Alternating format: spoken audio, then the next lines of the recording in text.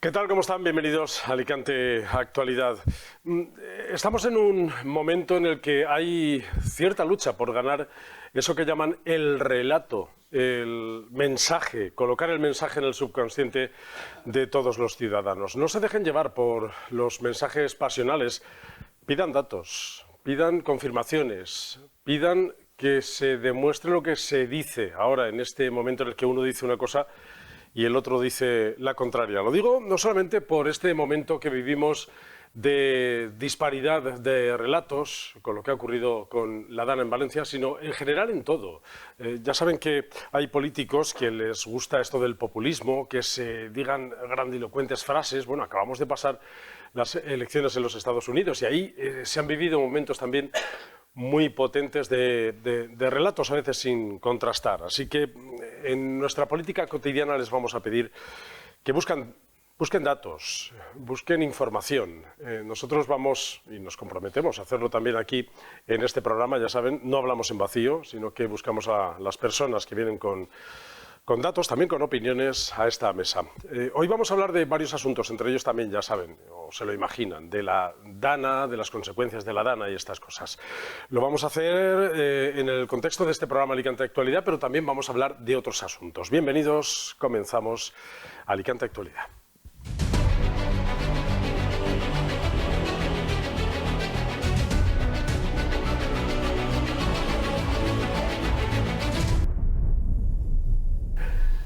Y hoy vamos a hablar de varios asuntos también municipales de Alicante, que ya toca también en el pleno de esta semana, correspondiente al pasado mes de octubre, aunque ha sido un pleno donde solamente se han tratado los asuntos de agenda. Se ha hablado también de políticas locales y municipales, así que de eso vamos a hablar también. Les paso a presentar a las personas que me acompañan en esta mesa. Mercedes Gómez Edó. ¿Qué tal? ¿Cómo estás, Mercedes? Pues muy bien. Sí, realmente bien, pero... mira, acabas de decir una cosa y recuerdo... ¿Puedo hablar de mi libro? Verás, la Asociación de Periodistas de la Provincia de Alicante está haciendo unos cursos de alfabetización mediática gracias a la Diputación de Alicante. Gracias, chicos. Y me parece muy interesante precisamente para esto que decías ahora mismo. Es decir, en un mundo en el que tenemos tanta información, distinguir, aprender, seleccionar, es una cuestión de jóvenes bien educados, y esa es la labor que ahora mismo está haciendo la Asociación de Periodistas de la Provincia de Alicante y algunas otras, pero claro, tienen que apoyarnos las instituciones, y realmente esa es la forma de eliminar el bulo, no de prohibir, sino de dar herramientas a cada uno para que maneje su situación y elija los espacios en los que quiere incorporarse. Es cuando cobra más importancia el periodismo ahora mismo, Mercedes, tú bien lo sabes, que has sido durante toda tu vida una periodista de estar ahí al pie del cañón. Bueno, no soy muerta, todavía se me considera. Pero ya no estás en activo, Mercedes, quería decir, ahora ya te dedicas a viajar y estas cosas. Gracias por estar con nosotros, bienvenida, Mercedes. Al otro lado de la mesa está Juanjo Morote, periodista de Es Diario en Alicante. ¿Cómo estás, Juanjo? Muy bien, muy agradecido que me hayas invitado, y es verdad, yo creo que nunca se deja de estar en activo en el periodismo. Nunca, Mercedes, los años, y Mercedes menos, Hombre, Mercedes. por supuesto. Claro. Oye, Juanjo, tú que eres joven y también te has criado con las redes sociales ya en tus manos, ¿qué importante es ahora el periodismo? Las redes sociales lo son, pero nos acabamos de dar cuenta que corren muchos bulos y muchas mentiras por las redes sociales. Sí, el problema es que a veces algunos medios de comunicación pican con esos bulos y sin quererlo, sin hacer una buena labor periodística, lo publican. Ese curso del que hablaba Mercedes es, interesantísimo, es esencial, pero no solo para los jóvenes que se dediquen a este campo profesional, sino a todo el que quiera estar seguro de lo que lee y seguro de la veracidad que tenga las noticias que le llegan.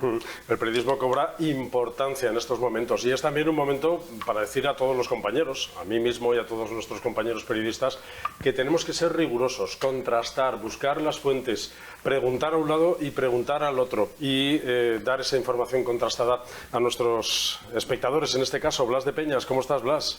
Bien, aquí aprovechando la oportunidad, pero también por lo que ha dicho Mercedes, te voy a decir una cosa, Mercedes, la gente tiene por qué informarse y estar más informada. Lo que no puedes creerte tú, como un particular, es que veas una noticia en las redes sociales poniendo el anagrama, por ejemplo, hoy el anagrama de La Voz de Galicia, diciendo que el presidente del PP había destituido a Carlos Mazón. Oiga, a un señor que no lo han elegido por votación popular en unas elecciones generales y en unas elecciones autonómicas, no lo puede destituir ningún presidente de partido. Como mucho, puede abrirle un expediente, despedirlo del partido, pero nunca despedirlo de presidente de la Generalitat Valenciana. En cualquier caso, no tendríamos ni siquiera que entrar a debate con ese fondo de la cuestión. Claro, pero que la gente lee eso y se lo cree. Poner en cuestión... Hoy unas señoras tomando café estaban diciendo la veracidad de esas historias. Oye, mira, han destituido a Amazon, el presidente del PP ha destituido a Amazon. Señora, no pueden destituir a un señor o a un político que ha sido elegido en elecciones y por votación popular. Ese es el peligro y la perversión, claro. Que detrás seguramente detrás de ahí hay intereses políticos también, detrás de todo eso. Claro, por lo tanto, es la perversión también a mí lo que me gustaría de la política cuando maneja la información. Por eso insistimos, el periodismo es más importante y más necesario ahora que nunca. No sé si estáis preocupados porque al principio de 2025 nos van a subir la tasa de basuras. El Ayuntamiento de Alicante ha aprobado en un pleno... En un pleno donde ya estaba... Todo lo que sean subidas, bueno, Andrés, depende de los metros que tengan vuestras casas. Porque... De todas maneras, en cualquier caso, de todo lo que sea subida, a la gente no le va bien. En cuanto le toca en el bolsillo, no le va bien. ¿Por qué te crees tú que Trump ha barrido en los Estados Unidos? Porque lo primero que puso en bandeja fue el bolsillo. Voy a bajar los impuestos, voy a bajar la inflación. Luego es que lo cumpla. Que no haga como nuestro presidente que diga es que hay que mentir porque de la necesidad hay que hacer... no, pero lo lógico es el bolsillo. La tasa de basuras va a suponer lo que parece un fuerte cierto, golpe. Blas, es que hay que pagar impuestos, que tenemos que pagar impuestos, los justos, ni más y ni menos tampoco, para poder tener los servicios públicos también necesarios. Así lo explicaba el concejal de Hacienda, Toni Gallego.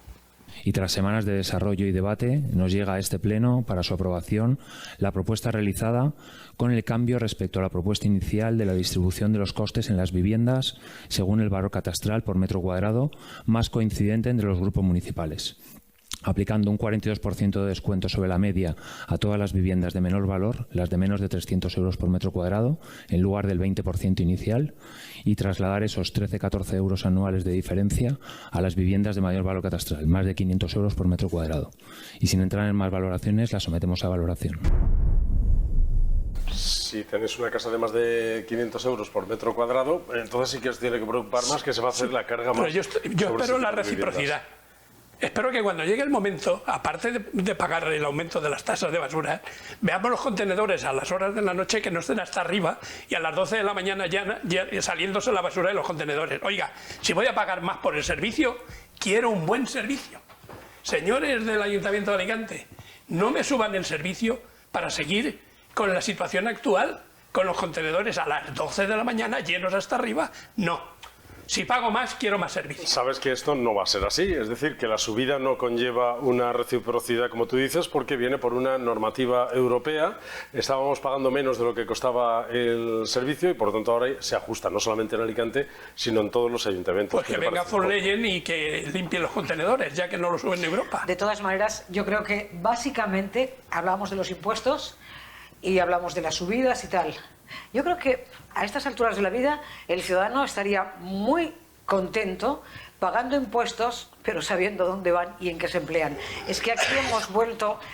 Yo creo que... nunca estará contento pagando impuestos. Hombre, en general no, pero el que es responsable sí, creo que sí. Porque ve que la distribución luego de ese dinero no se corresponde con lo que realmente tú estás ofreciendo. Vamos a ver, Blas, yo no sé cuál es vuestra percepción. Es verdad que queda mucho por hacer en Alicante, pero da la sensación que va mejorando la cosa. No lo sé si es vuestra percepción. Hay mucho gasto superfluo que no corresponde a los impuestos que yo estoy pagando, que son los que me sacan de quicio. ¿Pero estás enfadado por la tasa de basuras?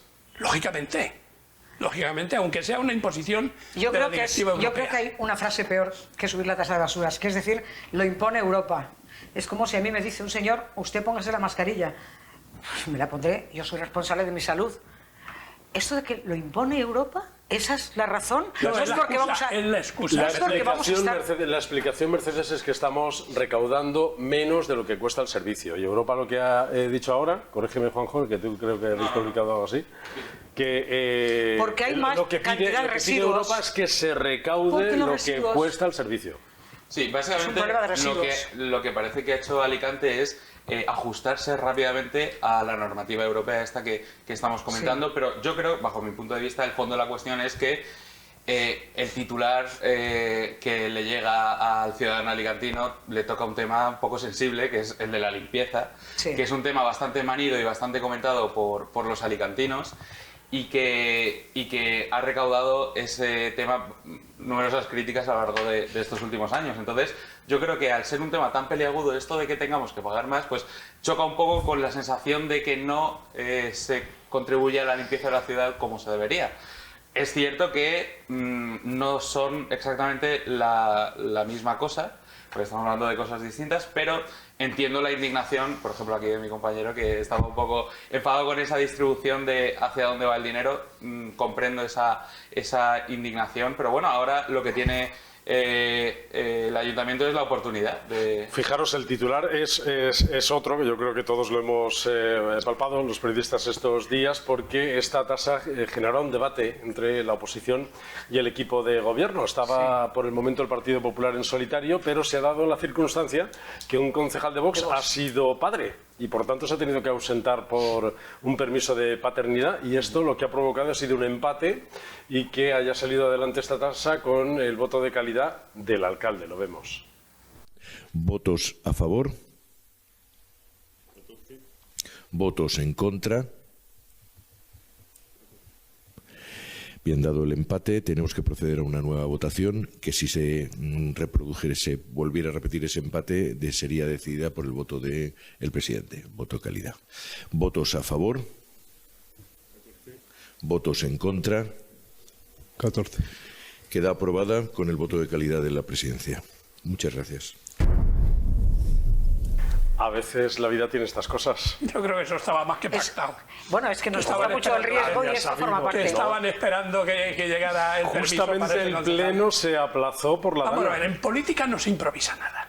Andrés, y tú lo sabes. Me cuesta creer que esto esté preparado, Blas, porque el pleno se tenía que haber celebrado el jueves pasado. ¿Y por qué no se celebró? Por la dana. Cualquiera, una casualidad que viene. Si no hubiera sido la dana, podría haber sido la dona, alguna Hombre, cosa. Que en este Blas. caso ha sido la dona del concejal este que dio a luz. He visto Piensa mal y acertarás. Y he visto Es lo tuyo, Blas. Y siempre aciertas. Si es que- Pero hay una cosa que ha dicho Juanjo, me parece muy interesante. Yo he participado en algunos espacios que hace 12 Televisión, muy interesantes. La visita a los barrios para pulsar lo que los vecinos quieren, desean o inquietan, incluso representantes y a los propios comerciantes, que siempre hablamos del comercio del barrio. Y es verdad, Andrés, creo que no me equivoco, el tema limpieza, da igual que te pongas en una calle principal que en un barrio. Y evidentemente no están todos igual de limpios. Pero el tema limpieza siempre está en el primer orden. Por eso me parece como un chiste. Hablando de limpieza, es verdad que tratamos ahora un asunto bastante más grave, y es la limpieza de los cauces de los ríos. Desde hace tiempo que, especialmente en la provincia de Alicante, pero yo creo que en toda España se reclama esa limpieza, el desbroce de los ríos. Hay partidos políticos que pensaron que era muy ecologista dejarlos crecer de manera silvestre y por lo tanto descuidaron, probablemente de manera intencionada, esa falta de limpieza de los ríos. En el Congreso de los Diputados, el diputado del Partido Popular por Alicante, Joaquín Melgarejo, le dijo esto a la ministra Ribera. No estaba presente en ese momento, pero a colación de la dana y de todo lo que ha pasado en Valencia, esto dijo Joaquín Melgarejo.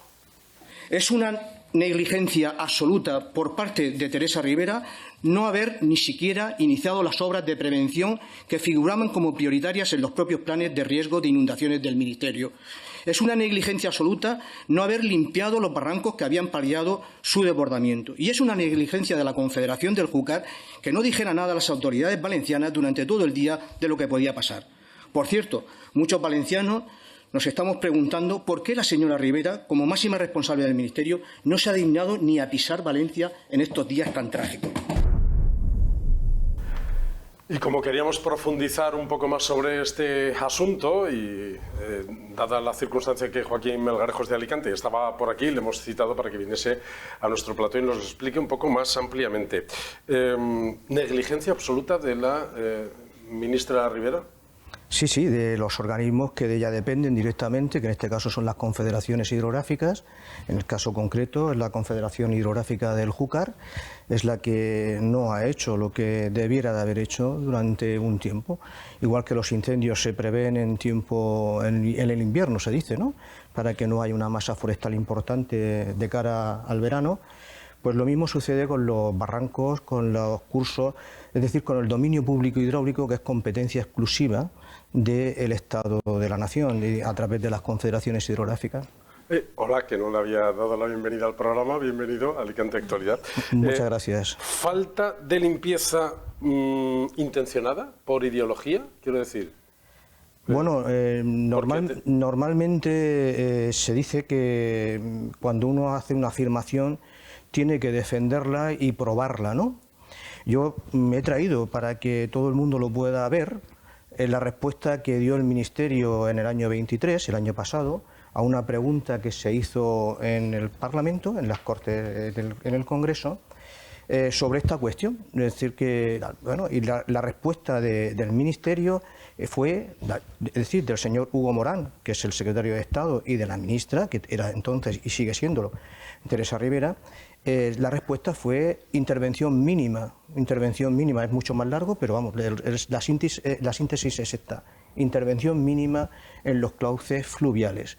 Una cuestión que nosotros discrepamos radicalmente, y cualquiera que tenga un poco de sentido común también, ¿no? ¿Por qué? Pues porque esa maleza, esas cañas, no ha hecho falta más que ver, desafortunadamente, y quiero lanzar un mensaje también de solidaridad con todas las personas que lo están pasando muy mal, que han fallecido, que tienen víctimas, desaparecidos, etcétera, porque creo que esto es lo más grave que nos ha pasado en muchísimo tiempo, ¿no?, en nuestra comunidad autónoma, y especialmente en la provincia de Valencia. Vaya de antemano este abrazo de solidario con todas las víctimas, y con directa o indirectamente. Decía que hemos visto en televisión, en las imágenes, los drones, etcétera, los vídeos donde aparecen miles de cañas, ¿no?, por ejemplo. Esto es un problema muy grave, muy serio, porque ¿qué pasa? Que en ocasiones obstruyen los ojos de los puentes, ¿no? ¿Y qué sucede? Hay un remanso, ¿no?, un remanso de aguas, y esto pues va desbordando. En fin, es una causa más que ayuda a entender esta inundación, ¿no?, este desbordamiento, principalmente del barranco del Pollo, ¿no?, que ha sido tristemente famoso por la cuestión que todos conocemos, ¿no? Joaquín Melgarejo es diputado nacional por el Partido Popular, catedrático en la Universidad de Alicante, ha sido director del Instituto del Agua y de las Ciencias Ambientales y secretario académico del Máster en Gestión Sostenible y Tecnológica del Agua en la Universidad de Alicante. Lleva más de 40 años hablando de infraestructuras y de la gestión del agua, y tiene más de una docena de publicaciones relacionadas con infraestructura hidráulica y la gestión del agua. Lo digo esto para que centrar a nuestros espectadores que sepan con quién estamos hablando y que sabe bien de lo que estamos hablando. Ha conocido muy de cerca también lo que pasó en la Vega Baja con la Dana en 2019. Sí. Dejar crecer las cañas, dice la ministra. Eso, intervención mínima es dejar crecer las cañas en los cauces de los ríos. ¿Hemos tropezado 2 veces con la misma piedra? Sí, y tropezaremos muchas más mientras sigan estas instrucciones de parte del Ministerio. Estos son instrucciones, ¿no? No es a las confederaciones, que, como decía, son los encargados de velar por el dominio público hidráulico, y esto es lo que no se ha venido haciendo ni en la Confederación del Júcar ni en la Confederación del Segura.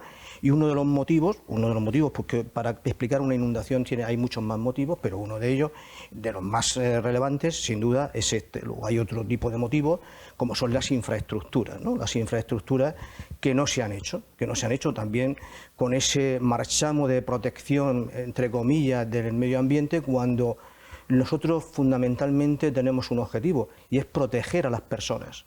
En el centro de todas nuestras actuaciones de índole público deben de estar las personas, por supuesto, respetando el medio natural, el medio ambiente, pero siempre y cuando las personas tengan una protección máxima hasta donde nuestros conocimientos y posibilidades nos alcancen, como todo. Esto es una cuestión siempre también de coste-beneficio, ¿no? Y hay otras muchas razones, pero las infraestructuras son claves. Y desde este ministerio pues hay un repudio absoluto a las infraestructuras físicas, a las infraestructuras que tradicionalmente se llamaban grises, las del hormigón, es decir, presas, diques, en fin, etcétera. Todo esto pues ha estado en entredicho y sigue estando en entredicho. De hecho, las inversiones son mínimas en esta cuestión y especialmente en la prevención y laminación de avenidas, ¿no? Ha llovido muchísimo, eso somos todos conscientes. Es verdad que ha llovido muchísimo, pero con una buena prevención se podrían haber evitado algunas de las situaciones que hemos vivido. A ver, no podemos evitar lo que no podemos evitar, es decir, que nos precipiten determinados hectómetros cúbicos, metros cúbicos por metro cuadrado, sí, como el caso de Chiva, con más de 400 litros por metro cuadrado, etcétera. Esto no lo podemos evitar. Lo que sí podemos evitar es, primero, tener buenas infraestructuras que frenen, por ejemplo, en el río Magro, una infraestructura ya relativamente consolidada, como es el embalse de Forata, del año 69, de 1969, ha dado una respuesta fantástica, ha frenado buena parte, ha mitigado la inundación. Eso no quiere decir que no pueda haber parte de la inundación, ¿no?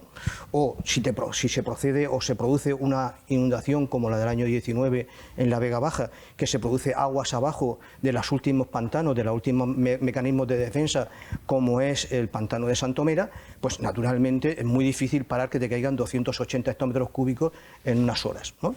200 millones de metros cúbicos en unas horas, para que todo el mundo nos pueda entender. Esto es muy difícil de frenar, pero sí que se debe de mitigar los efectos, sí que se pueden mitigar los efectos. ¿Y cómo se mitigan los efectos?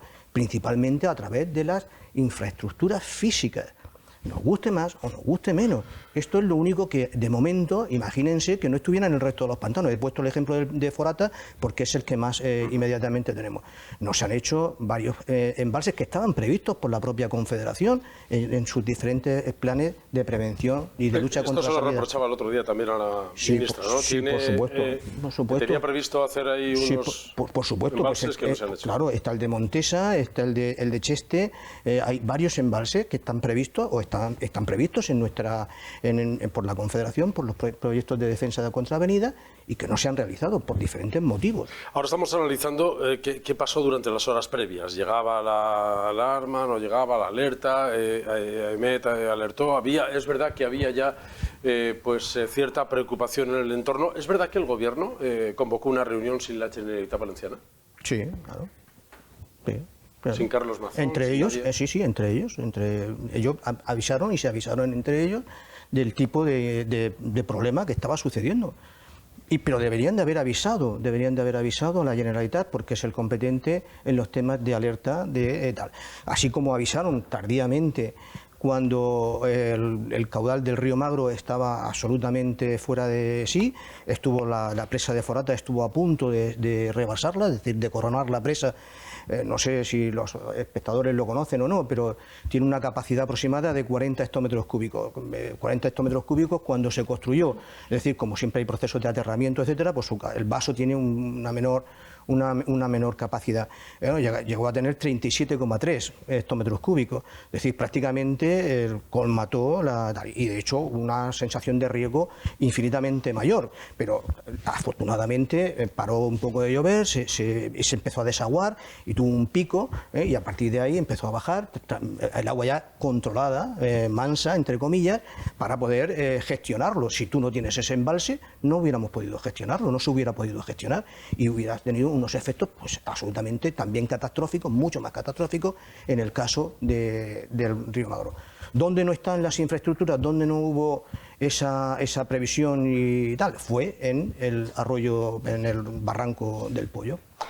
Reprochan a la Confederación Hidrográfica del Júcar que comunicase la alerta por email. Lo ha dicho usted en esa comisión y también el presidente Carlos Mazón, que reitera que hasta en 3 ocasiones desactivó la Confederación Hidrográfica del Júcar esa alerta. Había una posible alerta hidrológica por la mañana por parte de la Confederación Hidrológica, con una previsión de caudales que hasta 3 veces durante ese día, hasta 3 veces se minimizó, hasta por debajo de los 50. Y ya hasta las 18:49 no llega un siguiente aviso, un email entre cientos de emails que se mandan, un email con esa información. Cuando se analiza esa información a partir de las 7 menos 10 de los técnicos que están en el centro de control, pero muy pocos minutos después, se alerta de la posible rotura de la presa de Forata. Una alerta y un aviso más de las decenas y cientos de alertas, de avisos parciales que durante días y durante ese mismo día el centro de control del 112 había estado haciendo ayuntamientos, a centros comarcales, para que fueran tomando medidas preventivas. Que no solamente es un email que manda la Confederación Hidrográfica, hay un delegado de la Confederación Hidrográfica personado allí. Ya a las 6 de la tarde se habla de una movilización de agua de más de 1000. Con más de 1000 se tardan casi 50 minutos en mandar un email al 112.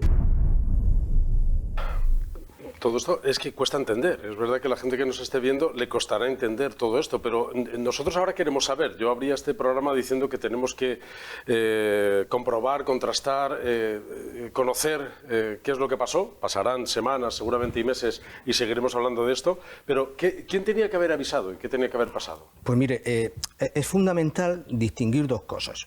Un tema es el agua que se precipita, que es los litros por metro cuadrado. Una cosa distinta es el caudal que discurre por un cauce. En Paiporta el problema fue ese, el caudal del agua que vino desde Chiva. Efectivamente, efectivamente.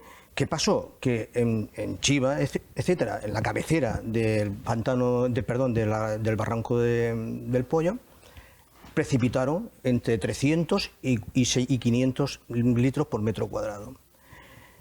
Y eso lo mide el sistema automático de información hidrológica, el SAI, que es el que realmente registra el agua que está discurriendo por el cauce en tiempo real. Cada 5 minutos está emitiendo una información de cuántos metros cúbicos discurren por un cauce, ¿correcto?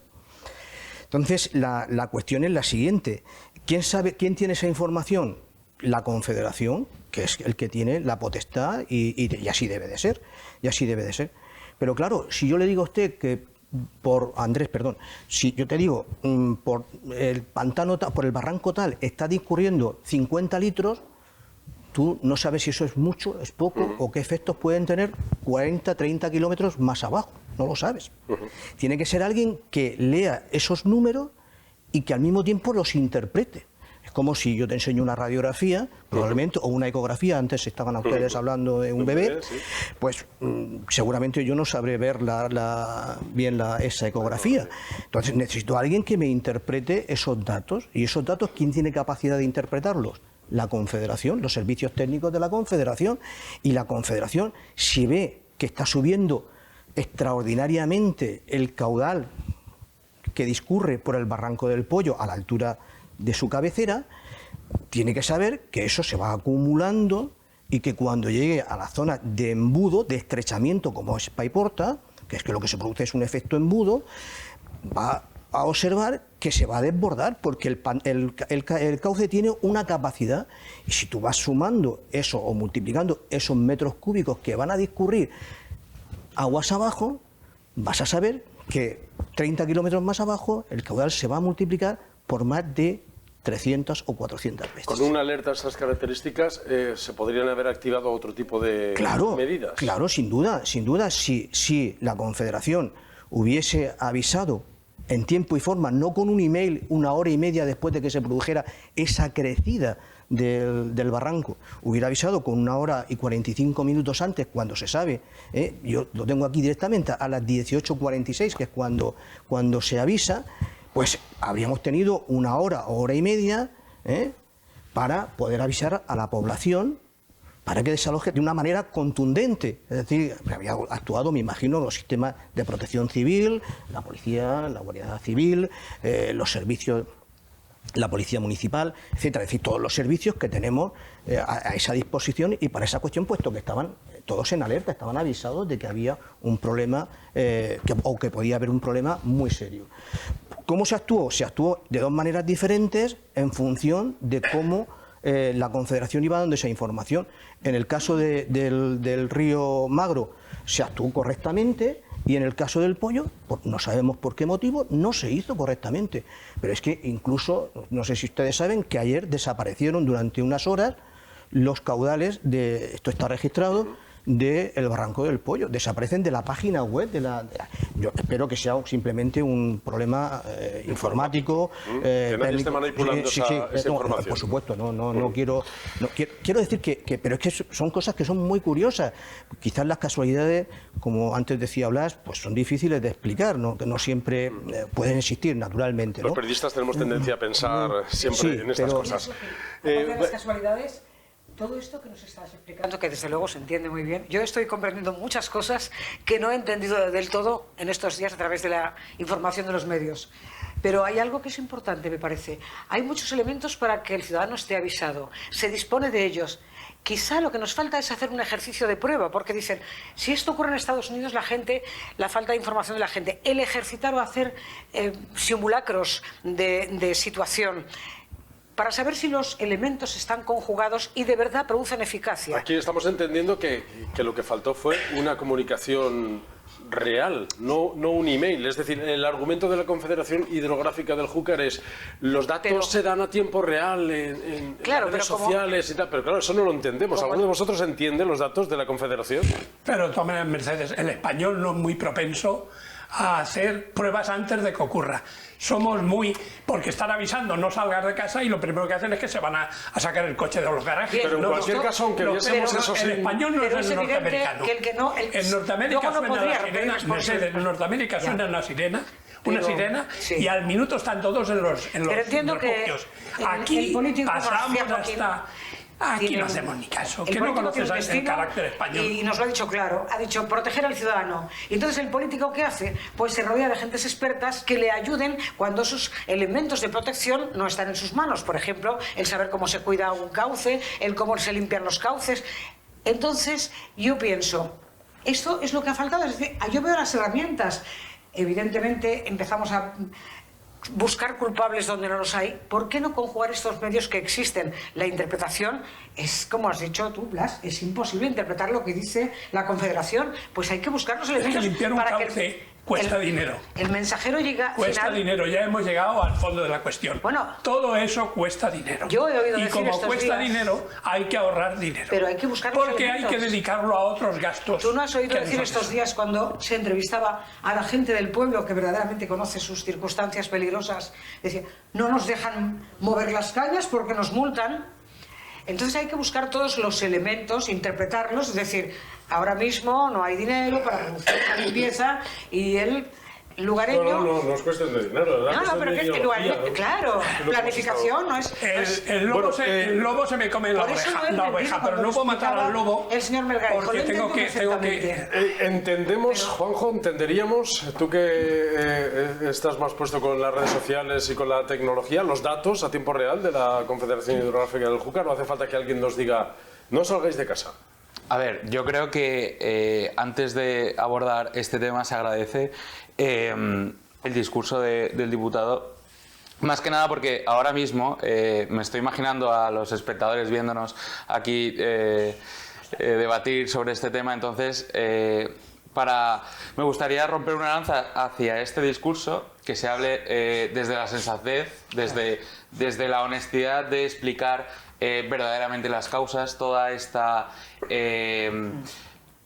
guerra de relato que ahora estamos diciendo, que si señalar a unos, señalar a otros, me parece bastante sensato el análisis del diputado y sobre todo con el recorrido que tiene, que es alguien que sabe de lo que habla. No sé si tenéis alguna pregunta para él, que es verdad que tenemos que aprovechar que está aquí con nosotros para esto y después ya nos quedamos nosotros, si queréis, haciendo el debate. Pero en cualquier caso, no sé si... Después hablaremos nosotros un poco de esto. Si el problema es que eran dos administraciones de distinto color político.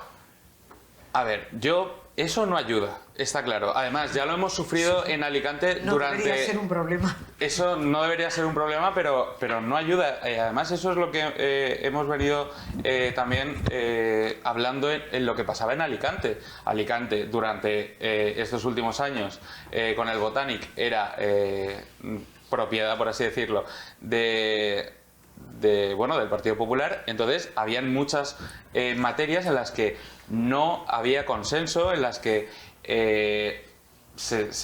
cada mínimo debate había unas diferencias terribles. Hombre, fijaros que hay detalles No debería muy ser. significativos. Una reunión donde está la delegada del gobierno, donde Pero, estaba disculpadme un momento, Diana porque- Morán, me parece que estaba también por allí, es decir, donde está la cúpula Disculpa un momento. del Partido Socialista y no invitan a la Juanjo, ¿y por qué no atenernos a las leyes? Y pregunto al diputado, que es el que mejor nos puede contestar. Cuando hay 3 comunidades implicadas en esta situación, porque son 3 las comunidades implicadas, ¿no? Sí. ¿Quién tiene la primera potestad para convertir esto en una verdadera situación de emergencia? ¿Qué autoridad? El Estado, siempre el Estado. El responsable del dominio público hidráulico es el Estado. Y en este caso, que es una catástrofe de estas dimensiones, por supuesto que el Estado. Y yo quería deciros que en este caso se ha producido desavenencia, no se ha producido desavenencia porque una fuera de un color político y otra de otro, el caso del Gobierno de la Nación, por el caso de Castilla-La Mancha, son del mismo color político, pero el propio Paje dijo que no tuvo la información, lo mismo que nos pasó en la Comunidad Valenciana, no tuvo la información y lo ha denunciado, ha dicho que él no recibió la información de la Confederación, es decir, del Ministerio, que es el competente en esta cuestión. Yo quería aclarar, si es posible, una cuestión previa, ¿no? Y es que un tema es cuando se produce la inundación, cuando se produce la catástrofe o se va a producir la catástrofe, y otro es lo que sucede antes de la catástrofe. Entonces, para diferenciar las competencias de unos u otros en función de este tema, ¿no? Entonces, antes de que se produzca este fenómeno, la competencia es del Ministerio de Transición Ecológica. El Ministerio de Transición Ecológica tiene 2 funciones en el tema de inundaciones: la prevención y el cuidado y mantenimiento de los cauces del dominio público hidráulico. Y en esto es lo que ha fallado estrepitosamente la gestión del Ministerio y, por tanto, la titular del Ministerio. Y luego hay una derivada fundamental. Esta señora, la señora Rivera, no ha aparecido por la Comunidad Valenciana siendo la máxima responsable del dominio público hidráulico, de las aguas.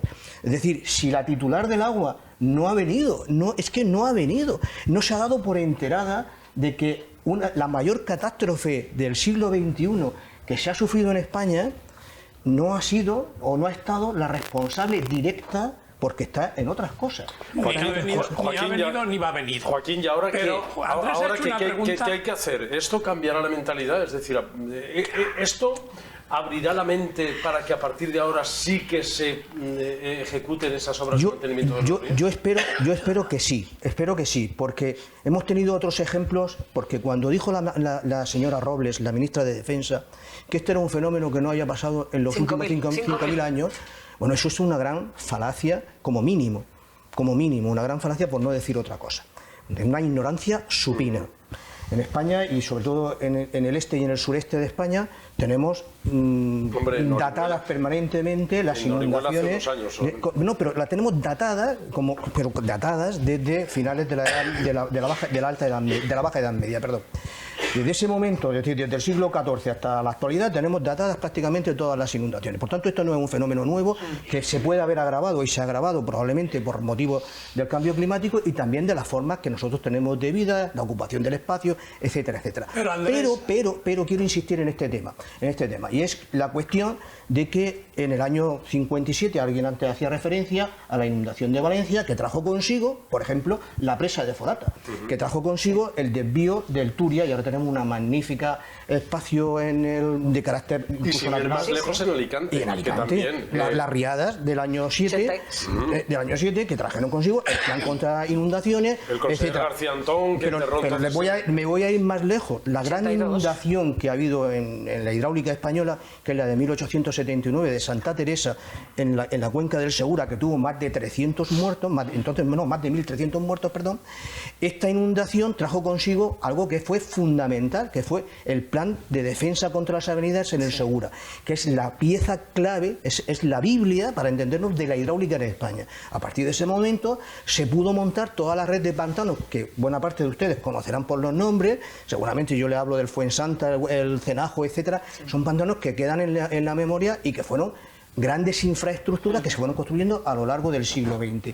Ha hecho una pregunta, es decir, una Andrés, catástrofe, que no ha contestado. Termino, sí. Una catástrofe da lugar o puede dar lugar a planes de mejora y actuaciones de mejora, que era lo que me preguntaba. Claro, la del 57 dio lugar a Forata y al cauce del Turia, y esta yo espero que esas infraestructuras que estaban por hacer y que cambiemos la mentalidad con respecto a qué actuaciones son las que tenemos que hacer con el y que no ponga la ministra Rivera argumentos de defensa encima de la mesa. Si tiene que rectificar y decir, bueno, cambio mi política, que la cambie. Que la cambie, efectivamente. Espérate, pero Andrés le ha hecho una pregunta que como buen diputado, como buen político, ha obviado. Le ha dicho, ¿aquí ha habido o hay intencionalidad política? Y me pone la comparativa... No quiero entrar tanto, yo solo vamos a debatir la comparativa nosotros. del presidente de Castilla-La Mancha. Pero es que el presidente de Castilla-La Mancha está enfrentado con el presidente Pedro Sánchez. Hombre, no queremos pensar y la Comunidad Valenciana está en manos del Partido Popular. Blas, no queremos pensar que han dejado a Castilla-La Mancha desatendida por eso. El viejo, como diablo, sabe más por viejo que por diablo. Hay una intencionalidad política clarísima en todo este asunto. Una cosa, lo que están pidiendo todos, hemos estado allí también... Quiero hacer una pregunta, Joaquín, que es, yo como ciudadana de la calle, si no te importa, contestas... ¿Para qué sirve una ministra de Transición Ecológica? Es que yo no lo tengo claro. No tiene ninguna mala intención. No, tiene muchísimas funciones. El Ministerio de Transición Ecológica... ¿Pero en qué afecta? El mantenimiento de los cauces de los ríos, por ejemplo. Todas las infraestructuras, el dominio público hidráulico, es decir, todas las infraestructuras hidráulicas que usted conoce pasan por mano o bien de la Confederación del Júcar o bien de la Confederación del Segura, en el caso de nuestra provincia, en el caso de la provincia de Alicante. Si usted quiere tener mañana una concesión de agua para regar o para cualquier otra cosa, o para un molino o simplemente de abastecimiento, eso se lo tiene que dar la Confederación, porque estamos hablando del dominio público hidráulico. Pero fíjate, te digo más, Mercedes, conozco alcaldes indignados que no pueden tocar el cauce de su río porque no se lo permite la Confederación Hidrográfica. La pregunta que has hecho tú, yo con mala idea te diría, para cobrar 128.000 euros al año y colocar a todos los amigos. Vamos a avanzar un poco en el debate, pero es cierto, Mercedes, que hay muchísimos alcaldes... Una de las visiones es la que ha quedado ausente en esta desgracia. Eso es yo principal. no quiero que sea responsable una persona, sino que todos aprendamos, porque hay muchos puntos que tocar. Eso es principal, claro. Joaquín, es verdad que muchos alcaldes, asentidos con la cabeza, muchos alcaldes que conocemos, están indignados porque no pueden cortar las cañas del cauce de sus ríos. Porque en un momento determinado se tomó la decisión por parte del Ministerio de que los cauces interurbanos correspondían a la limpieza a los ayuntamientos, pero con la concesión de la Confederación. Es decir, que el ayuntamiento se ha ofrecido, por ejemplo, puedo decirlo con claridad, el ayuntamiento de Campello, por ejemplo. Tenemos un problema en la desembocadura ustedes han pasado por allí, del río Seco, que ahora ya no es el río Seco porque tiene la depuradora. Claro. Entonces tenemos un cañaveral gigante se ha producido, pues bueno, ¿por qué? Porque hay riqueza de nutrientes, y esto hace que la vegetación se reproduzca con rapidez. Me consta que el alcalde de Campello ha pedido en varias ocasiones, no lo paguen ustedes, lo pagamos nosotros, lo paga el ayuntamiento de la limpieza, porque yo lo que no quiero es tener problemas en mi municipio. Y si ustedes no tienen recursos por los motivos que sean, o no quieren arbitrarlos para esta cuestión, nosotros lo hacemos. No lo van a dejar. Alto. No les dejan. Alto. Tienes que tener el permiso. Por eso digo que es que los ríos... Ahora se ha puesto Pablo Ruz a limpiar los ríos en Elche y ha dicho que le da igual, que se enfrenta a la Confederación, claro, pero va a limpiar los ríos en Elche. O sea, se enfrenta a la Confederación y lo que es peor, se enfrenta al Ministerio Fiscal de Medio Ambiente, porque puede haber una denuncia de A, de B o de C, no voy a formar ningún grupo, que haga que Pablo Ruz mañana tenga que comparecer en un... Pero está pasando en Orihuela, está pasando en Aspe, por ejemplo. Bueno, es una vieja historia ya, desde los desbordamientos del Orihuela, del Segura en Orihuela. La limpieza era básica y fundamental para que esto... Una de las cosas que nos dicen, en todo momento estuvo en Catarroja y en toda la zona ha estado un equipo de 12TV, y una de las cosas que nos han dicho los vecinos permanentemente, imagino que vosotros también se habéis hablado con alguno, es que esto no se olvide, que no se nos olvide. Nos dicen a los periodistas, seguid publicando, seguid sacando imágenes, que no se nos olvide. Porque nos dijo el alcalde de Orihuela que no se ha hecho nada después de la Dana, que no hay infraestructuras. Es que esta es la cuestión. Yo viví muy de cerca todo el tema, pues entonces era el director del Instituto del Agua y tuvimos que echar una mano para ver qué medidas se podían, incluso...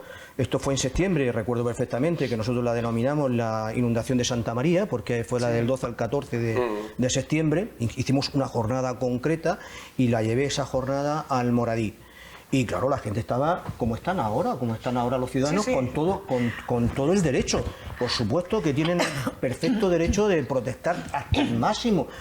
Yo lo haría siendo, en fin, si hubiera sido perjudicado directo en este tal. Entonces yo eso lo entiendo humanamente, no hay forma de no entenderlo. Entiendo yo, ¿no? Pero en este caso la indignación fue máxima también en Almoradí, que fue el epicentro del desastre. Ahora ha sido por Porta, pero entonces fue Almoradí, cuando se rompió un tramo de la Mota del Río, y bueno, vino el presidente de la Confederación, y no tenía razón. El presidente de la Confederación tuvo que intervenir el ayuntamiento, que fue el que mandó a intentar tapar con camiones con sus recursos y tal, y porque conocían a alguien que tenía una cantera, alguna cosa. En fin, y luego, ¿qué ha pasado? Estamos en el año 24, han pasado ya 5 años largos, han pasado 5 años, y lo que se había previsto y los recursos que estaban previstos no se llevaron a cabo. Es que el plan Vega Renace, recuerdo del Botanic, apenas se cumplió en un 20 y poco %. Hombre, incluía la construcción de colegios, incluía cosas que no estaban. Les puedo decir una cosa, la compra del Marqués de Rafal, que me parece fantástico como propiedad de la Generalitat, se hizo con cargo a el Vega Renace. Oiga, me parece muy bien. Usted quiere comprar el cómprelo con cargo a la Consellería. El plan del Barranco del Pollo. 23 años paralizado desde que se aprobó. ¿Quién lo paralizó? Esperemos que esta situación cambie la mentalidad de la conservación. Paralizaron esa obra en el Barranco del Pollo. 23 años llega el proyecto sin usar. Le puedo dar un ejemplo que... Y Compromís votó en contra de que se arreglara el Barranco del Pollo. Le puedo dar un ejemplo que es mucho más doloroso, que menos mal que no se ha hecho, que ha sido lo que llaman ellos la renaturalización del cauce nuevo del Turia. En este mayo último de 2024, la Confederación ha gastado 270.000 euros en el proyecto de renaturalización. Menos mal que esto no se ha hecho, porque todavía no ha salido el proyecto. Si se hubiera hecho, habríamos tenido un problema doble, porque la capacidad de evacuación del cauce del Turia nuevo se había reducido, y eso habría hecho que había saltado la Mota, porque estuvo a punto de saltar la Mota, que esto no se dice tampoco, pero estuvo muy cerca de saltar la Mota del río, porque ahí venía una inundación muy grande. Por eso la presa de Montesa había evitado que parte de esos recursos hubieran llegado hasta el cauce del Turia. El gobierno del Botanic de Chimopuch tenía planes de volver el cauce del río otra vez por el lugar. El Botanic con el alcalde de Valencia, el señor Ribó, y con el gobierno socialista, es decir, con la Confederación, hicieron este proyecto. Han hecho este proyecto, pero ahora, no hace 5 años, hace estos meses pasados. Esperemos que esta situación cambie la mentalidad de la conservación de los cauces, que se pongan al servicio y que no destruyan más pantanos de los pueblos, que los dejemos que estén en función de lo que debe de estar todo, en función de la protección, esa ensoñación de dejar las cañas crecer de manera silvestre. Si todos estamos a favor de la naturaleza, esto nadie puede ponernos, pero a favor principalmente de las personas y de los pueblos que suelen estar al lado. Yo quería apuntar una cosa, si me permitís.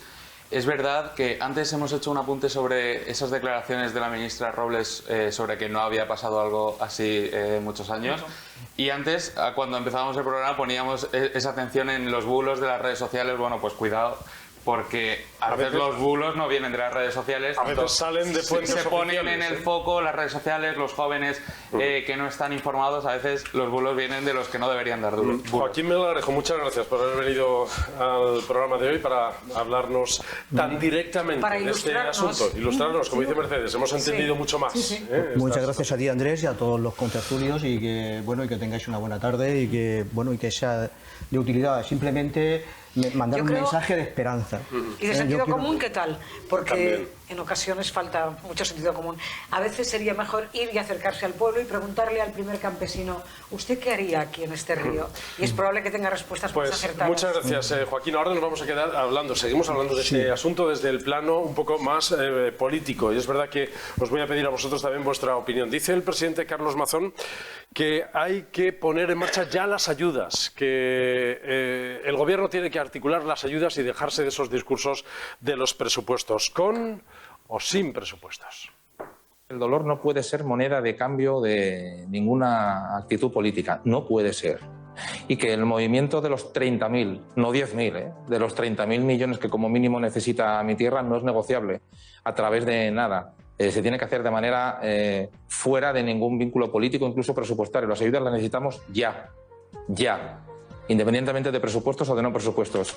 Yo no tengo aprobados los presupuestos y estamos de manera extraordinaria aportando ya las medidas y estamos licitando los contratos y estamos avanzando las ayudas y sin burocracia, y en pocos días la gente va a empezar a recibir las primeras ayudas de la Generalitat. Ahora tenemos otro debate con los presupuestos. Pedro Sánchez lo ha puesto encima de la mesa enseguida. Hombre, con unos presupuestos... La verdad es que sí. Yo creo que, como dice el presidente Mazón, lo importante es que las ayudas lleguen y que las ayudas lleguen cuanto antes. Es decir, lo inminente que hay que hacer ahora, lo imprescindible es no desviar el foco en este debate político que ya se está convirtiendo, a pesar de esos intentos que hacemos nosotros por no desviar el foco en las familias que han perdido todo, en las infraestructuras que se han paralizado y en la vida diaria que no pueden llevar a cabo esos ciudadanos en los que ha sufrido la Dana. Y yo creo que sí, deberían los presupuestos hacerse cuanto antes, ¿o no? No, te voy a decir por qué. Hoy lee la información que saca ABC y lo dice claramente. Existe una ley... Se pueden aprobar ayudas sin presupuestos. Que sin presupuestos no se puede aprobar las cantidades que hagan falta. El Gobierno está autorizado a aprobar esas cantidades que sean necesarias sin necesidad de incluirlos en los presupuestos del año siguiente. Lo que pasa es que es el truco que quiere utilizar Pedro Sánchez para que le aprueben los presupuestos.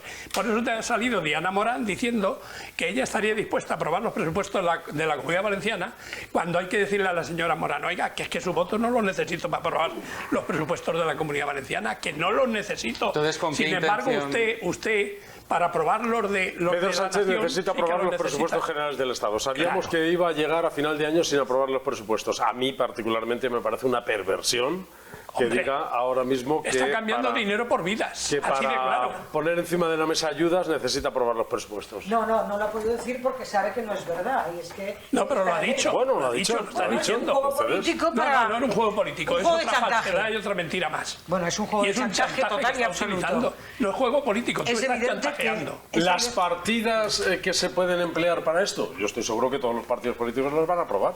Claro. Las partidas específicas no, para... efectivamente. No hay ningún no obstáculo. Los presupuestos, en cambio, los presupuestos con no. Y no tenemos por qué vender un país entero por un chantaje. Es decir, lo primero que es eso. La ley dice que se puede hacer, pues, pasar el dinero y borrar tanta burocracia. Es lo que hay que hacer. Porque es más fácil. No, pero él también nos ha venido con que la burocracia sería el limón, Mercedes, sería más hasta largo la última gota. Ya, pero sería más largo el proceso si esperáramos a aprobar los presupuestos. Es más corto si el dinero se pasa sin aprobar los presupuestos. Aprobarlos que llevaría 6 meses. Aprobar los presupuestos significaría cambiarlos de arriba abajo. No, se van a aprobar los presupuestos con el cupo catalán. Aprobar los presupuestos no desviéis la atención. Aprobar los presupuestos supone que Pedro Sánchez puede llegar hasta el final de la legislatura. Esto también. No hay más historia. Pero además alarga el proceso. Bueno, los últimos minutos que me quedan, yo sé que este es un asunto del que vamos a hablar muchísimo más, es la zona de bajas emisiones. Ahora también el pleno de octubre, que se celebró este lunes, aprobó con los votos de Partido Popular y Vox la zona de bajas emisiones sin sanciones. La publicación de la Ley 7/21 de 20 de mayo, en su artículo 14.3, establece la obligación de que los municipios de más de 50.000 habitantes introduzcan medidas de mitigación que permitan reducir las emisiones derivadas de la movilidad y que incluyan, entre otras medidas, el establecimiento de zonas de bajas emisiones. A su vez, el Real Decreto 1052/22 establece en su artículo 2 que dichas zonas de bajas emisiones serán delimitadas y reguladas por las entidades locales en su correspondiente normativa. Esta norma, que se adecúa a los principios de buena regulación contemplados en el artículo 129 de la Ley 39/2015, se elabora con los siguientes objetivos: incrementar la seguridad vial y la convivencia entre los distintos medios de transporte, garantizar la protección de la salud de las personas a través de la mejora sustancial de la calidad del aire e incidir en la sostenibilidad medioambiental. Zona de bajas emisiones en Alicante. ¿Qué os parece? Una reflexión rápida sobre esto, por volver un poco también al el que hace la ley hace la trampa. local. Si te permiten transportarte igual que en un caballo, en una vaca, pero claro, la vaca no puede entrar porque suelta pedos y son... Bueno, vamos a lo serio. La zona de bajas emisiones Me parece que hay una propuesta por ahí de plantificarla, pero no sancionar. A mí me parece muy bueno. Esto es lo que han aprobado. Claro, claro, esto es lo ideal. Y luego, bueno, yo particularmente, y mucha gente quiere un vehículo como el mío, pero me parece indecente que haya que ponerle una pegatina al coche que encima te cobran dinero. A ver, la zona de bajas emisiones o se hace bien o no se hace. Para unos sí, para otros no.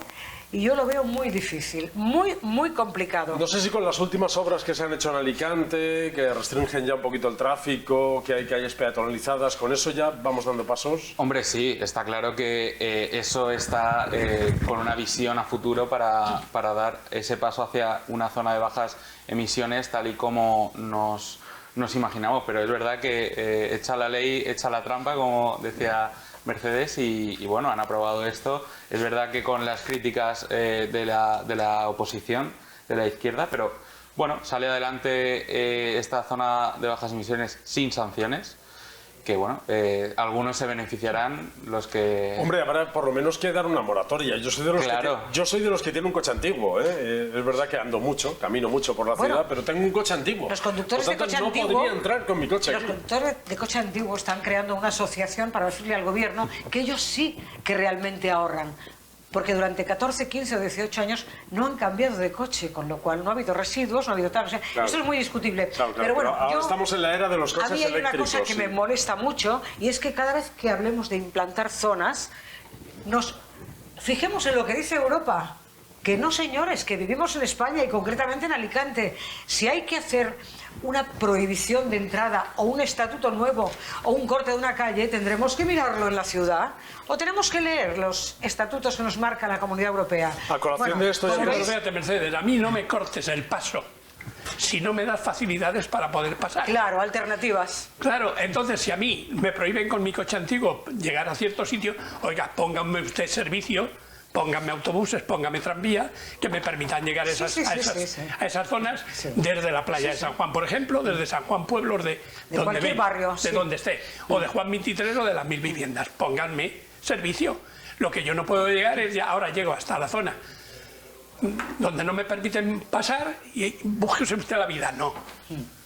Una cosa por la otra. No sé si este tipo de debates del ecologismo, el feminismo extremo y un poco estas cosas son las que han llevado a la victoria a Trump, que ha hablado de otras cosas, de economía... Lo que ha causado la derrota de Kamala Harris. No, lo digo porque aquí estamos viviendo, siempre vamos un poco por detrás de los Estados Unidos, ¿no? Y no sé si estos relatos que estamos asumiendo también aquí en la Comunidad Valenciana, en Alicante, también pueden hacer que proliferen otros grupos que hablan de otras cosas. Esta implantación ecológica, ahora no vamos a hablar de eso porque estamos hablando, pero hay en España especies invasoras que están comiéndose nuestro ecosistema, por ejemplo el de las cotorras, por ejemplo el de la cría de chinchillas, por ejemplo el de las algas, que todas esas especies invasoras... Eso estaba hablando el Ministerio de Ecología se comen nuestro ecosistema, pero cuidado, no se puede pero Andrés iba por otro... De eso estaba hablando el Ministerio de Teresa Rivera cuando se produjo la Dana.